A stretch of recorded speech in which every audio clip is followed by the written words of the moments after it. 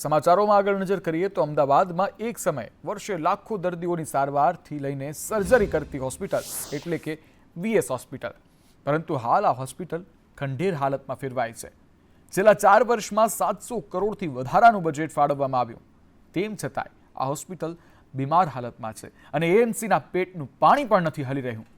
13 December 1931માં શરૂ થયેલી આ વીએસ હોસ્પિટલની આજે દુર્દશા થઈ અને જે જોઈ તમે પણ ચોંકી ઉઠશો. તેની પાછળ એકમાત્ર કારણ જવાબદાર છે એએમસીની નિરસતા. કારણ કે એએમસી હોસ્પિટલના રિનોવેશન માટે કોઈ યોગ્ય પગલાં નથી લઈ રહ્યું અને એટલે જ હોસ્પિટલ બિસ્માર હાલતમાં ફેરવાઈ ગયું છે. એક સમય હતો કે આ હોસ્પિટલમાં સામાન્ય સારવારથી લઈને સર્જરી સુધી દર્દીઓને નજીવા દરે સેવા મળતી હતી, પરંતુ હવે એએમસીને હોસ્પિટલમાં રસ નથી રહ્યો. કારણ કે એએમસી એસપીપી હોસ્પિટલને પ્રમોટ કરવામાં લાગ્યું છે, પરંતુ એસપીપી હોસ્પિટલમાં દર્દીઓ સારવાર માટે નહિવત પ્રમાણમાં જ જાય છે. કારણ કે ત્યાં તમામ સારવાર વીએસ હોસ્પિટલના પ્રમાણમાં મોંઘી છે. આ સારવાર મોંઘી પડી રહી છે, જે સામાન્ય માણસને પોસાય તેમ નથી, જેને લઈ વિપક્ષ સત્તા પક્ષ પર આકરા પ્રહાર કરી રહ્યું છે. पिछले 4 वर्षों में 782 करोड़ रुपए का बजट भारतीय जनता पार्टी ने वीएस अस्पताल के रिनोवेशन के नाम पर निकाला गया था, लेकिन कोई प्रकार की फैसिलिटी पिछले 4 साल से भारतीय जनता पार्टी ने वहाँ नहीं दी गई है.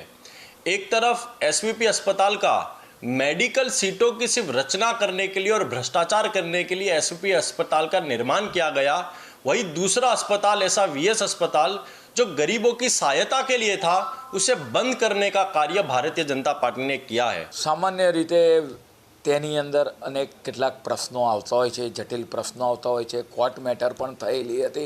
તદુપરાંત આપણે વાત કરીએ કે જૂનું બિલ્ડિંગ એ હેરિટેજ બિલ્ડિંગ છે વીએફનું. આમ અનેક પાસાઓનો અભ્યાસ કરવો પડતો હોય છે અને ત્યારબાદ એનું ડિમોલિશન હોય અથવા તો કામગીરી કરવામાં આવતી હોય છે. ભુજમાં કરોડોના ખર્ચે બનાવેલા ટાઉન હોલ અને ઓપન થિયેટર દયનીય હાલતમાં છે, જેને લઈ રંગમંચના કલાકારોમાં નારાજગી જોવા મળી રહી છે. છેલ્લા ઘણા વર્ષોથી ઓપન થિયેટર દયનીય હાલતમાં છે. અહીં પાલિકાના બંધ વાહનોનો ખડકલો કરી દેવાયો છે અને ભંગારના વાડામાં આ જે ઓપન થિયેટર છે તે ફેરવાઈ ગયું છે, જેના કારણે અહીંયા કોઈ કાર્યક્રમ નથી થઈ શકતા. તે માત્ર ને માત્ર નામ પૂરતું છે. ટાઉન હોલનું પાલિકા વધારે ભાડું વસૂલ કરે છે, તેના સામે કલાકારોને પૂરતી સવલત નથી મળતી. ટાઉન હોલમાં લાઇટ, સાઉન્ડ અને સ્ટેજ યોગ્ય નહીં હોવાથી કલાકારો અહીંયા કાર્યક્રમ કરવાનું ટાળી રહ્યા છે. ટાઉન હોલ અને ઓપન થિયેટરની હાલત સુધારવા માટે હવે રંગમંચના કલાકારો માંગ કરી રહ્યા છે. ઇનફેક્ટ ભુજમાં માત્ર એક જ કલા મંદિર છે, એટલે કે કલાકારોને પોતાની કલા પ્રસ્તુત કરવા માટે એક જ સગવડ એટલે ભુજ નગરપાલિકાનો ટાઉન હોલ. લગભગ 1 વર્ષથી અમે ટાઉન હોલ રિપેર કરવા, એના ભાડા ઘટાડવા માટે પ્રયત્નશીલ છીએ. રજૂઆતો પણ કરી છે, આજ સુધી ખાસ કોઈ પ્રતિસાદ મળ્યો નથી. એટલે ફરી ગઈકાલે અમે ચીફ ઓફિસર, નગરપાલિકાના અધ્યક્ષા અને કારોબારી ચેરમેન જાડેજા સાહેબને મળ્યા. એમને અમે રજૂઆત કરી, 1 વર્ષ થયા છતાં કશું થતું નથી. પણ એક વાતનું અમને સુખ છે કે અમે જે 2 મુખ્ય માંગ છે, એક તો ટાઉન હોલમાં જે અધૂરાશો છે એ પૂરી થાય. ગઈકાલે અમે ભુજ નગરપાલિકાના જે સત્તાધીશોને રજૂઆત કરી, તો ખાસ તો ભુજના જે કલાકારો છે એમની જે કંઈ સંગીત કે નાટ્ય એમની જે પ્રવૃત્તિ રજૂ કરવાના જો કોઈ એક પ્લેટફોર્મ હોય તો એક ટાઉન હોલ અને બીજું ઓપન થિયેટર. અને ભુજની જે સંગીત પ્રેમી જનતા છે એને પણ જો કોઈ લાભ મળતો હોય તો આ 2 પ્લેટફોર્મ છે. પરંતુ અત્યારે એમની જે હાલત જોઈએ, ખસ્તા હાલત જોઈએ, તો એમ આપણે કહી શકીએ કે ખરેખર તો મેન્ટેનન્સની જરૂર છે. અમે તો અમદાવાદ ટાગોર હોલ જોયો છે, રાજકોટનો હેમુગઢવી હોલ જોયો છો, તો ત્યાં જે રીતે આપણને ફેસિલિટી મળે અને ત્યાંની અને અહીંની આપણે ટાઉન હોલ અને ઓપન એર થિયેટરની કમ્પેરિઝન કરીએ તો ખરેખર મેન્ટેનન્સ જરૂર છે. પરિસ્થિતિ સમગ્ર રાજ્યમાં સરખી છે. વાત આગળ જંબુસરની કરવી છે કે જ્યાં સરકારી સાયકલો ધૂળ ખાતી જોવા મળી રહી છે. ખૂબ જૂનો મુદ્દો છે સરકારી સાયકલોનો, પરંતુ હજી પણ તંત્રને આંખ ઉઘડી નથી, કામ કરવું નથી. વિદ્યાર્થીઓને જે આપવાની સાયકલો જે છે, વિદ્યાર્થીનીઓને આ સાયકલો આપવાની હોય છે, ત્યારે આજુબાજુ ઘાસચારો ઉગી નીકળ્યો છે આ સાયકલોની અને આ સાયકલો કાટ ખાઈ રહી છે, જે તંત્રની બેદરકારી સ્પષ્ટપણે સૂચવી રહ્યું છે. વર્ષ 2023ના શાળા પ્રવેશોત્સવમાં આ સાયકલો આપવાની હતી, પરંતુ હાલ તે ધૂળ ખાતી નજરે ચડી રહી છે. શહેરની S&IC હાઈસ્કૂલના પ્રાંગણમાં 1000 કરતાં વધુ સાયકલો કાટ ખાઈ રહી છે. લાખો રૂપિયાના ખર્ચે ફાળવાયેલી આ સાયકલે સરકારના જવાબદાર અધિકારીઓ દ્વારા આપવામાં નથી આવતી, જેને લઈને હવે રોષ પણ જોવા મળી રહ્યો છે. અને રોષ કેમ ના જોવામાં આવે? કારણ કે વિદ્યાર્થીનીઓને આપવામાં આવતી આ સાયકલો હજુ સુધી પહોંચી નથી, અને જ્યાં પહોંચી છે ત્યાં કાટ ખાઈ રહી છે અને આજુબાજુમાં ઘાસચારો ઉગી ગયો છે, પરંતુ સાયકલો હજી સુધી આપવામાં નથી આવી.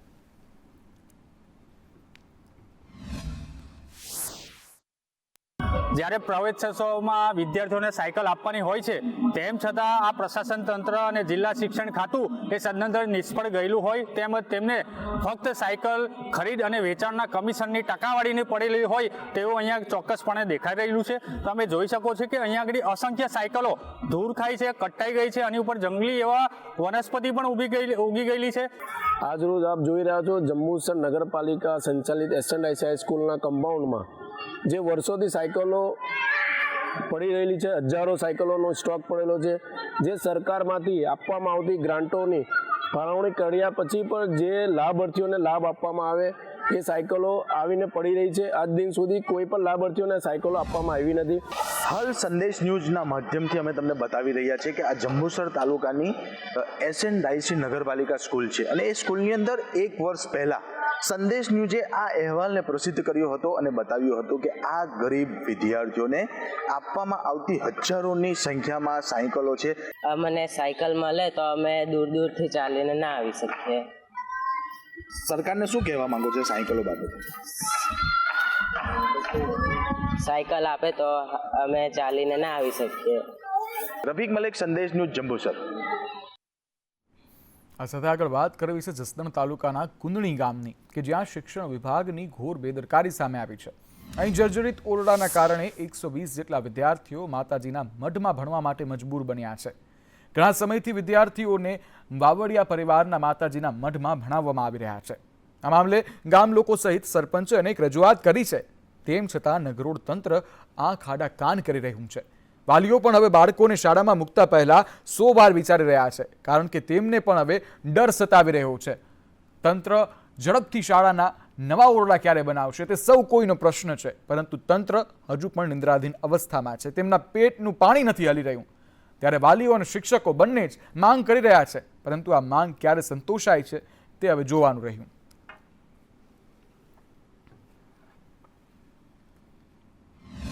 આ નિશાળમાં જો આ જર્જરિત અત્યારે પરિવેશ બંધ છે અને નિશાળની અંદર થોડા પડે છે, વાવડિયા પરિવારના મધે ભણાવી છે અને વારંવાર રજૂઆતોની કરી છે, પણ એનો ઉકેલ થઈ એમને હજી સુધી આવ્યો નથી. શું માંગણી છે?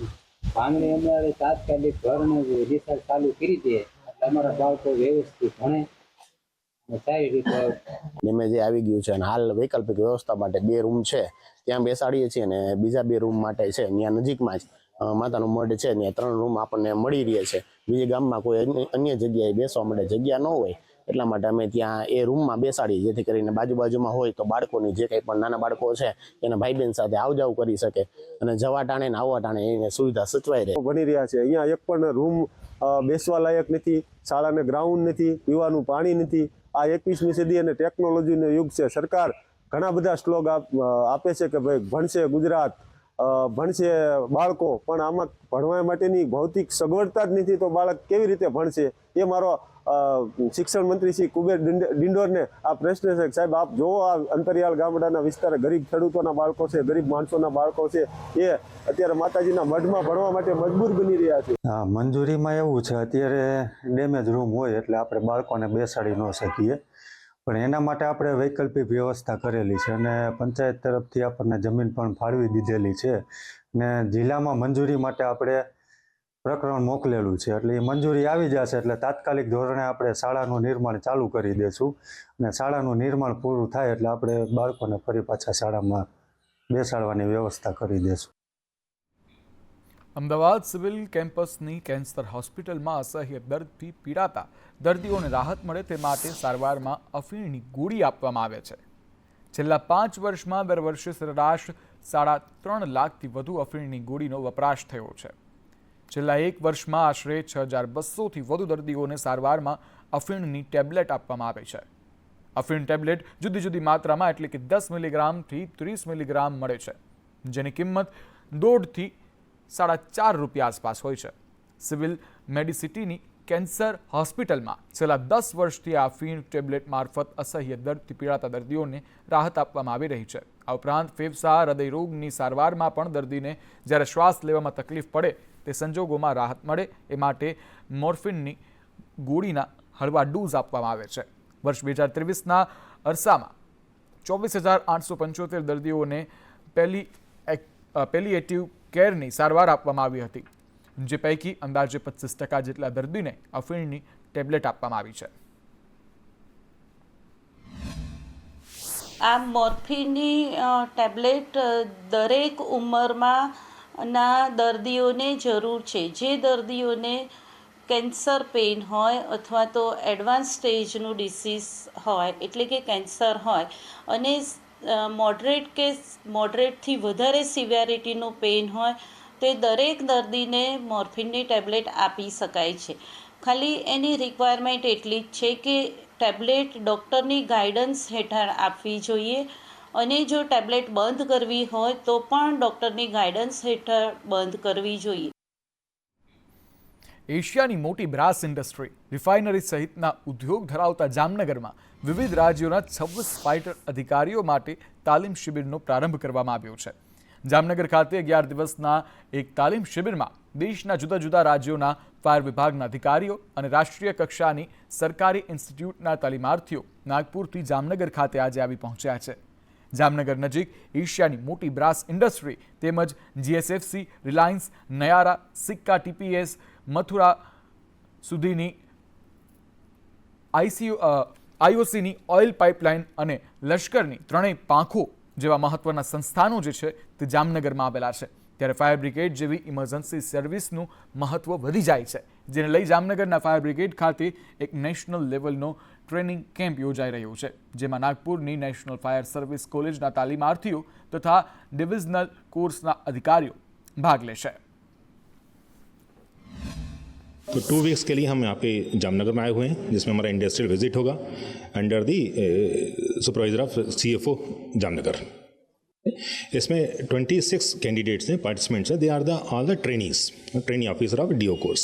ये लोग यहाँ ट्रेनिंग पर्पज से आए और इंडस्ट्रियल विजिट करेंगे, सीखेंगे, लर्निंग लेंगे और एट द लास्ट एग्जाम देके फिर यहाँ से कंप्लीट करेंगे. जामनगर અને દ્વારકા જિલ્લામાં આવેલ ઇન્ડસ્ટ્રીયલ લોકેશન જેમ કે Reliance refinery, Naira, GSFC, Rohit surfactants એટલે કે RSPL કહીએ છીએ, અને GSFC થર્મલ પાવર સ્ટેશન, આ જે પણ આપણા બંને જિલ્લાઓમાં યુનિટ્સ છે તેની મુલાકાત લેશે, રણજીત સાગરની લેશે અને ત્યાં આગળ કયા સંજોગોમાં કેવી રીતે કામકાજ કરવું એને લગતી તાલીમનો આ કોર્સ છે.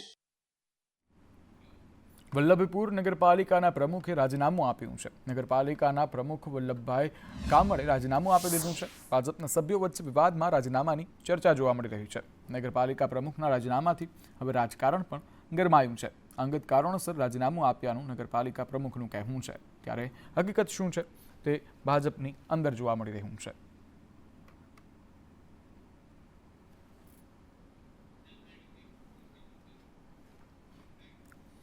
જસદણ તાલુકાના પાટીદાર સમાજ દ્વારા એક નવી પહેલ કરવામાં આવી છે, જેમાં પાટીદાર સમાજના દીકરા દીકરીઓને ખોટી રીતે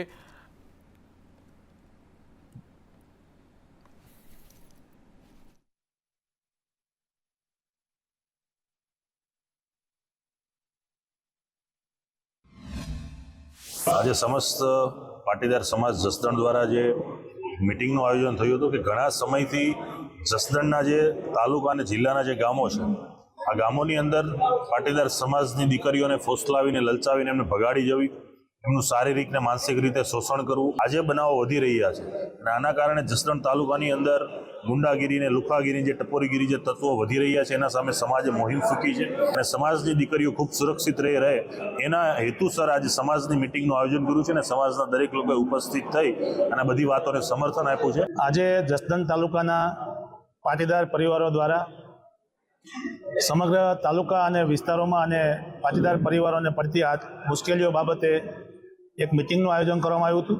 ખાસ કરીને સંગઠન દ્વારા સરકારના પ્રશ્નો સુધી વાત પહોંચાડવા માટેના આ મિટિંગનું આજે આયોજન થયું હતું.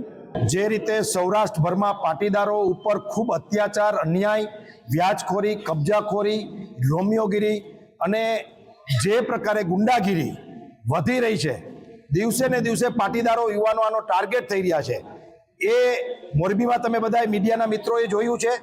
એવો જ મોટો પ્રશ્ન એ જસદણ તાલુકાના ગામડા અને શહેરમાં છે. કાલાવડ શહેરમાં વિશ્વ અસ્મિતા મંચ દ્વારા મૌન રેલી યોજી મામલતદારને આવેદનપત્ર પાઠવવામાં આવ્યું. બાંગ્લાદેશમાં હિન્દુઓ ઉપર થઈ રહેલા અત્યાચારોના વિરોધમાં હિન્દુ અસ્મિતા મંચ કાલાવડ દ્વારા મૌન રેલી યોજાઈ. શહેરમાં આવેલ રામ મંદિરથી રેલી શરૂ કરી શહેરમાં મુખ્ય માર્ગોમાંથી પસાર થઈ મામલતદાર કચેરી ખાતે મામલતદારને આવેદનપત્ર આપવામાં આવ્યું. મૌન રેલીમાં બહોળી સંખ્યામાં હિન્દુ સમાજના સાધુ સંતો અને ભાઈઓ અને બહેનો જોડાયા. મામલતદાર કચેરી ખાતે રામધૂન બોલાવી વિરોધ પ્રદર્શન કરાયું.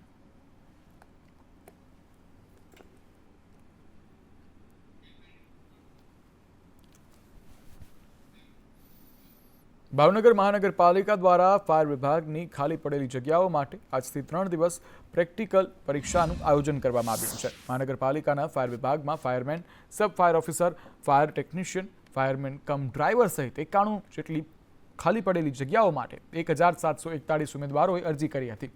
શહેરના નીલમબાગ સ્વિમિંગ પુલમાં સ્વિમિંગ અને સીદસર સ્પોર્ટ્સ કોમ્પ્લેક્સમાં દોડ સહિતની અન્ય પ્રેક્ટિકલ પરીક્ષાઓનું આયોજન પણ કરવામાં આવ્યું હતું. આજથી 10, 11, 12 3 દિવસ સુધી આપણે ફાયર વિભાગની જુદા જુદા સંવર્ગો ફાયરમેન કમ ડ્રાઈવર એમની ફિઝિકલ ટેસ્ટ લેવા જઈ રહ્યા છીએ. આજ એનો પ્રથમ દિવસ છે. દિવસ દરમિયાન દરેક દિવસે 3 સ્લોટનું આયોજન કરવામાં આવ્યું છે. 9 થી 12, 12 થી 3 અને 3 થી 6. આજના દિવસ માટે 740 ઉમેદવારોની ફિઝિકલ ટેસ્ટ લેવામાં આવશે. સુરતમાં ઓઇલ વિક્રેતા ત્યાં જીએસટી વિભાગના દરોડા પાડવામાં આવી રહ્યા છે. અલગ અલગ 5 ઓઇલ વિક્રેતાને ત્યાં કાર્યવાહી જોવા મળી રહી છે. મોટી માત્રામાં જીએસટી ચોરીની આશંકાને લઈ દરોડા પાડવામાં આવ્યા છે. હાલમાં 6 મહિનાના રેકોર્ડની ઉલટ તપાસ શરૂ કરવામાં આવી છે. બિલ વગર ઓઇલ વેચાણ કરતા હોવાની પણ ફરિયાદો મળી છે, જ્યારે મોટી માત્રામાં જીએસટી ચોરી મળવાની આશંકાઓ છે.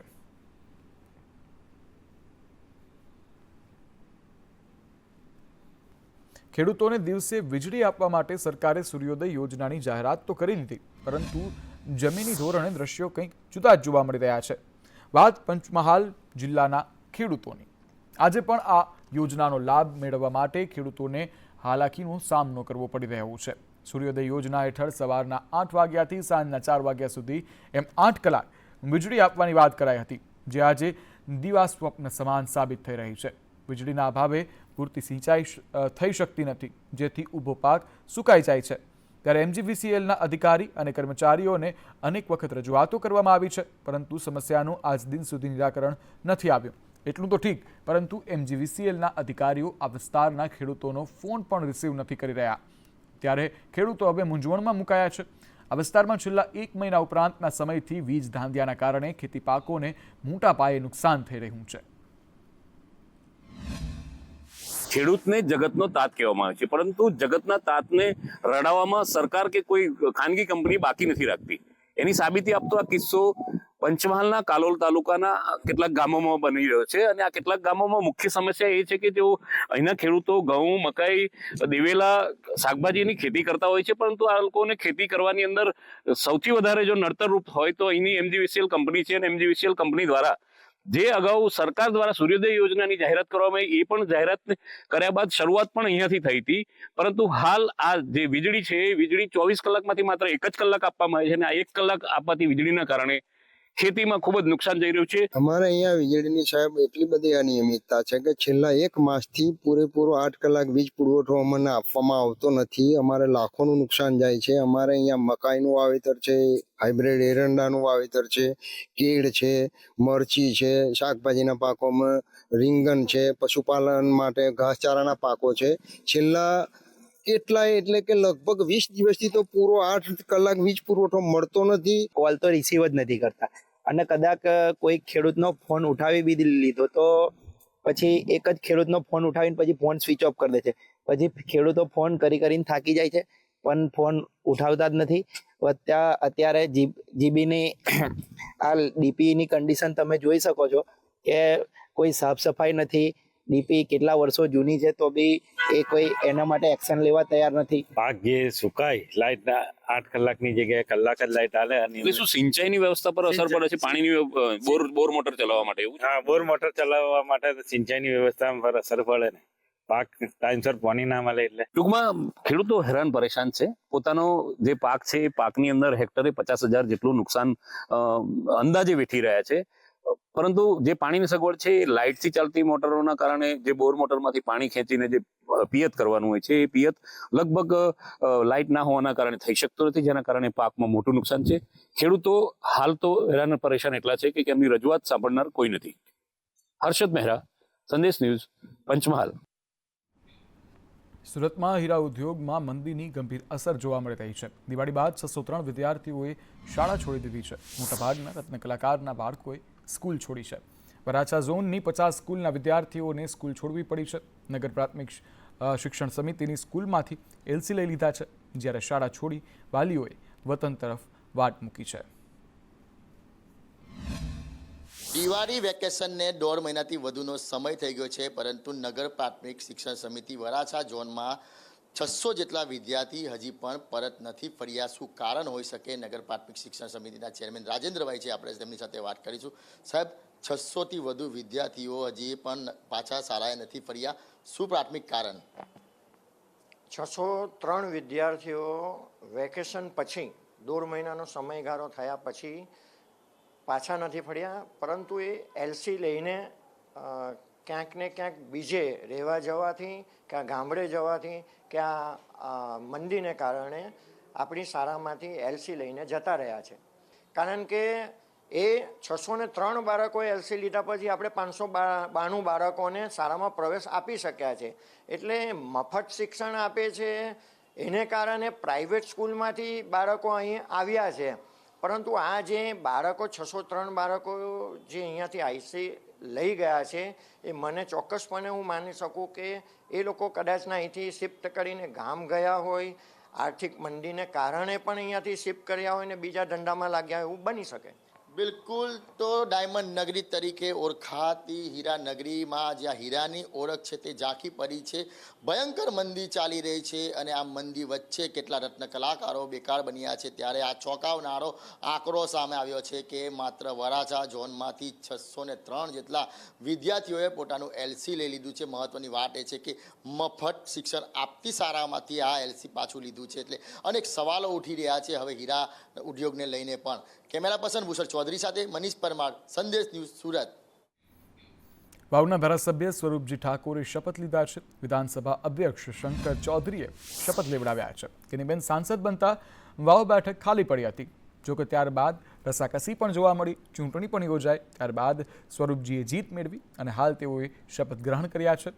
ત્યારે પેટા ચૂંટણીમાં સ્વરૂપજીની જીત થઈ હતી અને અંતે તેઓએ હાલ શપથ લીધા છે. જે અમારા વિધાનસભાના જે વિકાસના કામો જે છેલ્લા 7 વર્ષથી અમારા પ્રતિદિન ન હોવાના કારણે અધૂરા અને થતા નહોતા, એના કારણે અમે આ વખતે અમારું ભારતીય જનતા પાર્ટીનું કમળ ખૂબ જંગી મતોથી ખીલાવ્યું છે અને જે વિકાસના કામો અટક્યા છે એ અમે સૌ સાથે મળી અને એ વિસ્તારના જે પણ નાના મોટા કામો છે એ કામો અમે બહુ અમારી સરકારમાં રહી અને બહુ ઝડપીથી કામો પૂર્ણ કરીશું. સુરત શહેરમાં ફિટનેસ ટેસ્ટ વિના ફરતી ઓટો રિક્ષાને ડિટેઇન કરવાની કાર્યવાહી આરટીઓ વિભાગ તરફથી શરૂ કરી દેવામાં આવી છે. શહેરમાં અંદાજિત 35,000 જેટલી ઓટો રિક્ષા ફિટનેસ ટેસ્ટ વિના ફરતી હોવાની વાતનું ખંડન કરાયું છે.